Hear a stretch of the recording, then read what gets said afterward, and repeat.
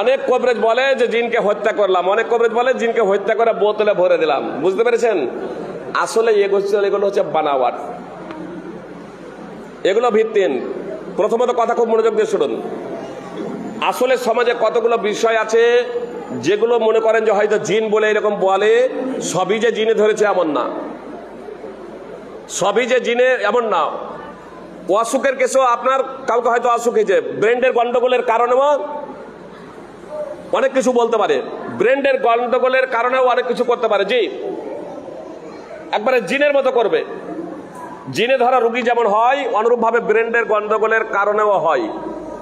অনেক সময় হয়তো দু একবার এরকম ডাক্তার দেখানোর পরে তখন রোগীর আত্মীয় স্বজন বলে যে ডাক্তার দেখানো হলো, ভালো হচ্ছে না, তাহলে এবার কবরেজ দেখাই।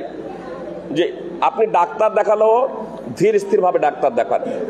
আর যদি কবরেজ দেখাবো যদি মনে করেন, তাহলে যুগ যুগ ধরে প্রয়োজন নেই। আপনার যদি জিনের কারণে হয় তাহলে 2-4 দিনের মধ্যে ইনশাআল্লাহ সুস্থ হয়ে যাবে।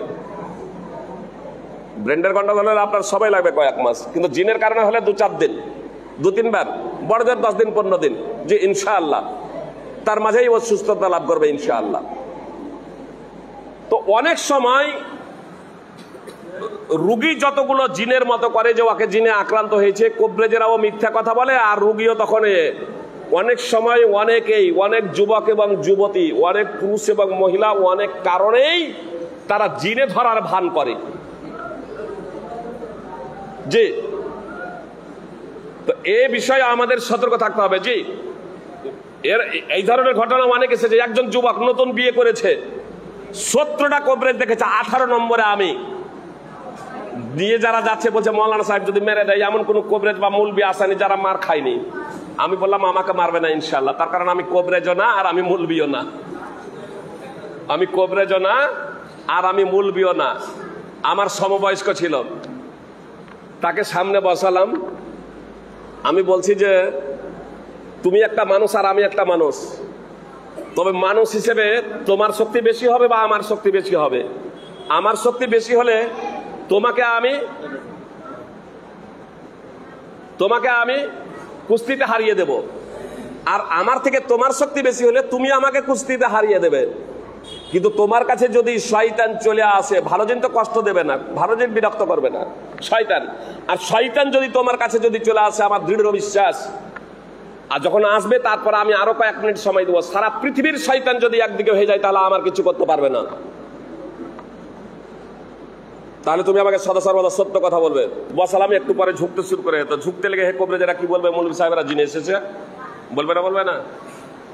বলছে বড় বড় লাঠি আর তরবারি নিয়ে চলে আসছে। আমি বলছি আসুক, চলে আসুক, আমি তো আরো সময় দেবো। বলছে তরবারি সব নিয়ে চলে আসছে, ধনী পাহাড় পার হয়ে চলে এলো। আমি বলছি আসুক, আমি তো আরো সময় দেবো, তুমি চোখ খুলবে না।